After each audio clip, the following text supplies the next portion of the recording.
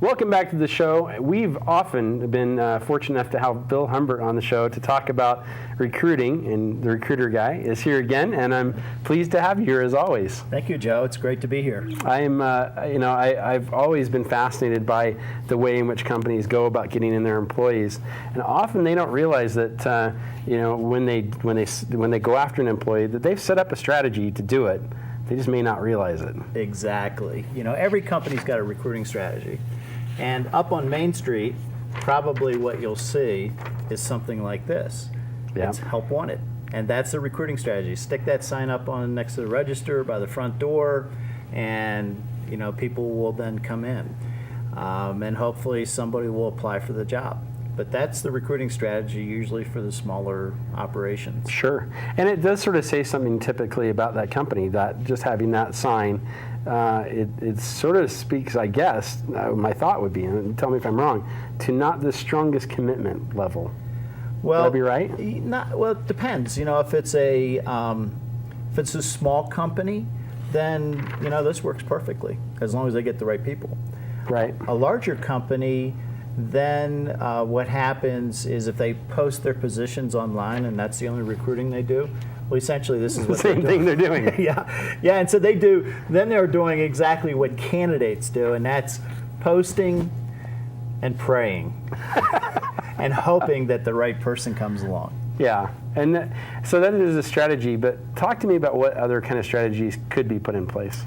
Well, for most companies, there's two different types of strategy. There's the passive recruiting strategy, and that's the post and pray. Yep.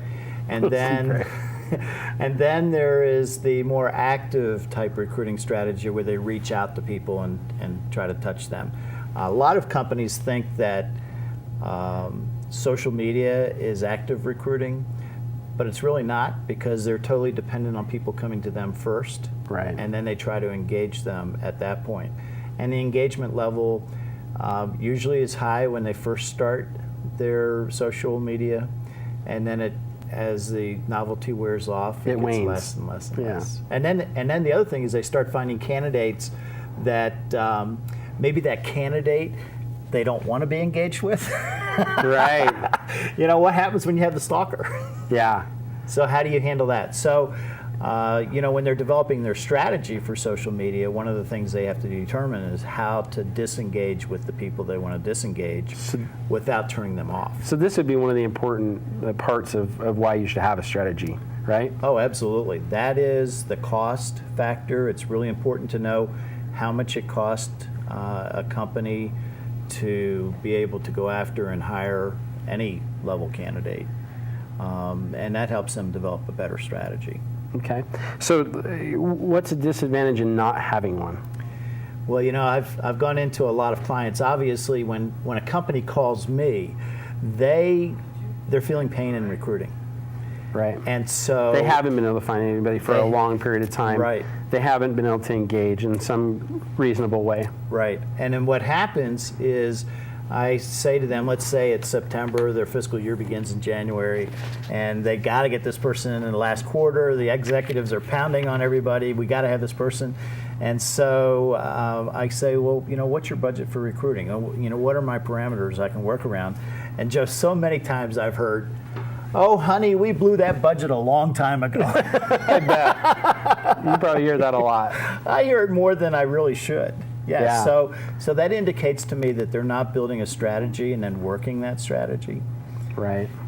And there's a point of diminishing returns that comes very quickly when you go without having a real solid plan, and then you run out of money, and now you've also run into a corner where you need somebody right away, and now the ability to go out and have a strong strategy towards getting someone is difficult. So maybe setting yourself up for success at the beginning is a good plan. Oh, absolutely, because think of the cost of a poor hire. I just did a training session at a local resort, and it was on recruiting. And the first exercise I put them through was the cost of a poor hire. And so we were looking at $10 an hour people. And the assumption was the person would work for 2 years, and at the end of 2 years, the manager just had enough. It's time to make a change. And so we sat down, everybody in this group, And we had the hard costs, so your advertising costs, your interviewing costs, human resource costs, all the hard costs. And then we had, their salary for 2 years, their benefits for 2 years. And then we had the indirect cost. Did they do something to drive off business? Did they hurt the other employees? Did they hurt the other employees? They were underproducing, obviously, so how did the people around them have to adjust?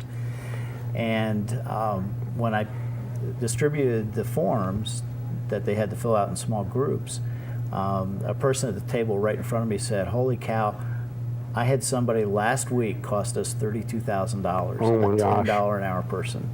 That's amazing. So they came up with, for them, the cost would be somewhere between $200,000 and $250,000 for 2 years with a person who's underperforming. Wow. So can you imagine what it would be for an executive?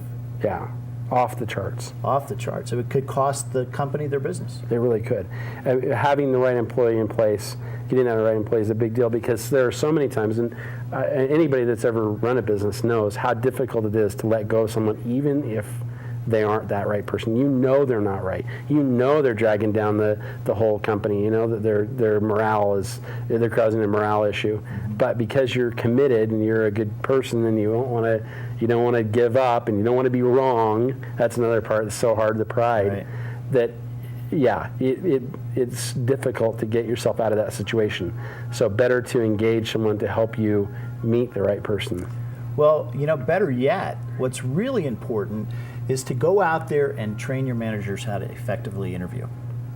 Because if a manager hasn't been trained how to effectively interview, they certainly haven't been trained how to go about selecting the best qualified candidate. And so what happens is they get somebody who looks like themselves, or they perceive looks like themselves. Yeah.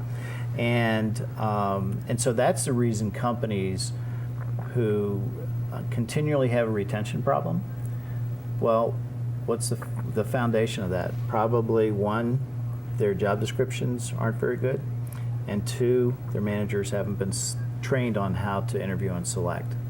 Well, it's often that we just assume that they do, because they've reached that level where we think, oh yeah, they've had experience doing this before, and so many haven't. Isn't that the case? Oh, absolutely. It's the thing we do the least to the company is hire.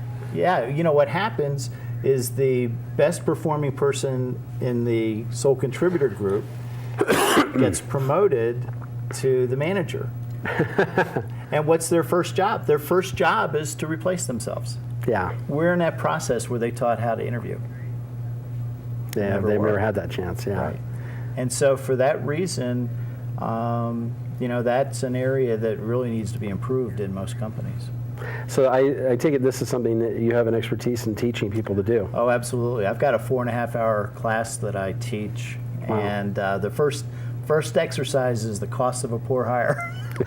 Once I do that, boy, do I have their attention. I bet. Like, tell us what we need to know to never do this again. Exactly. Wow. Exactly. So awesome. A lot of times I do it on a contract, because my business is a little bit different than the headhunter model. Right. I work with one company at a time. I charge a flat monthly fee for them. So it enables me to consult with them as well as recruit for them. And find out what they truly need. Because sometimes they can't even articulate that to you, and your being there can give you that opportunity to learn. Absolutely. A lot of times they don't even know what the recruiting process is. I ask them what it looks like. Excuse me. And then when I'm recruiting, I find out that it doesn't exactly look like that. So then I diagram it out for them and say, well, this is what I found to be your recruiting, your process. Wow. So yeah. So it's an interesting, it's really interesting for me, because I get to go in, see a lot of different business models, and be able to contribute to the company on multiple levels. And everybody has a different way. Really, they're going to need a different approach, even from you. Oh, absolutely. Every company, I've heard, well, you can't recruit for this because you've never done it before. And I said, well, recruiting's a sales process. So if I know what it is I'm looking for, I can go after and find those people. And every company is different. And when you think about it, the reason every company is different is because the principles in the company are different. Sure. And their culture is different. So learning their culture, getting in there and getting your understanding of the company is a big part of what you do. Oh, absolutely. Learn the culture, learn the managers. And then sometimes I'll go back to human resources and go, I think Joe might need some training on how to better interview. Right. It gives you that opportunity to point some things out. Right. Well, that's fascinating. How can people learn more about what they need to do? Because Well, I know there's companies out there going, oh my gosh, we got this one guy right now. Holy Toledo, time to send him down the road. right. Well, We're going to need a new guy. right. Well, my email is recruiterguy@msn.com, and my website is www.recruiterguy.com. And your book would also be a good place to go to, wouldn't it? Yes, absolutely. It's a Recruiter Guy's Guide to Finding a Job. Yeah. And it's more than just the person finding a job there. That's also about what people are doing out there and how to know how to approach them. Absolutely. It's the entire process. Oh, that's so cool. Phil, I'm always so happy to have you on the show because I think you bring such a depth to the understanding of the business culture of hiring that people have you get into having your business and that's been your sole function Right. so long. Just like you said with that your number one manager, they were your number one producer, and you as the owner are kind of even bigger than that, and to the point where those things are not things you've been able to focus on, and suddenly you find yourself in the position you need to. Sometimes best to look for somebody to help you out with that. Yeah, So, yeah. I think it can be done on if the manager has been taught how to interview effectively, Yeah. or if the owner has been taught how to interview effectively, they can certainly pass that down They to can their teach. managers. Yeah. Exactly, and that's part of their job is to mentor and teach, even as the owner. Well, I've always found this was something that they taught us in the military, is you should always be training the person beneath you. You should always be, or not even just training the person beneath you, but looking for your replacement. There's a military theory of 3 years up or out, or 4 years up and out, depending on who you look at. It's kind of the presidential idea. You Right. serve a term and move on. And I think that that's an important thing, is to look to your future, because your future is not with you. Right. It's with the guy below you or the girl below you. That next person that's going to come in and take your place needs to understand what, the full breadth and depth of that job, and it includes the hiring process. Exactly, and I've got a job. So anybody out there who might be on the internet watching, Yeah. in San Francisco, I'm looking for a managing director of revenue enhancement. This person's a rainmaker. It's going to be a great job because they're going to get part of the earned revenues. Wow. And so we're looking for someone who's an entrepreneur and has good experience in commercial banking, private equity.